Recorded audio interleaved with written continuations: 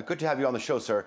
So Yoshihide Suga was the favorite among the three candidates that were running for the top job. Was this because he was seen as the Abe continuity candidate?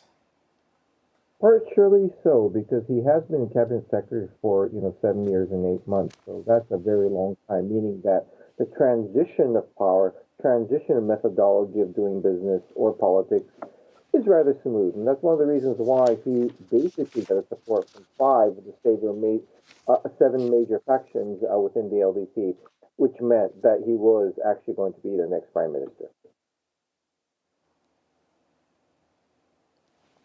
Okay. The leadership transition comes at a particularly difficult time for Japan. The country is still struggling with the coronavirus pandemic in some sort, which, mind you, has caused the country's biggest economic slump on record. Abenomics, even before the pandemic hit, was sort of a work in progress, and the country has seen several years of either stagnation, recession, or only minimal growth. I mean, is this going to be the new prime minister's biggest task? Very much so. The third arrow of so-called Abenomics, which is basically structural transition, hasn't taken place because it obviously takes a long time. And I think it's Mrs. Suga's job. In other words, his new prime minister's job is to basically complete that.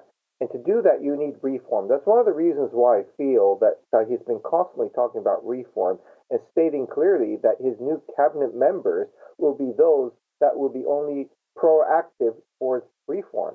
And on the back of his mind, I think it's very clear that if he doesn't do this, if he doesn't appeal to the Japanese public, we've got the lower house election coming next year, meaning that they would possibly have to go through another election if the Japanese public do not approve of his policies.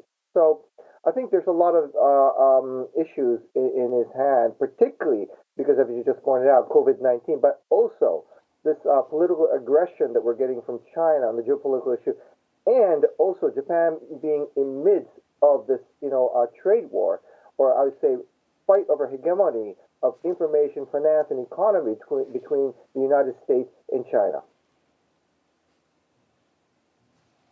Seijiro Takeshita, thank you very much. I do appreciate your analysis.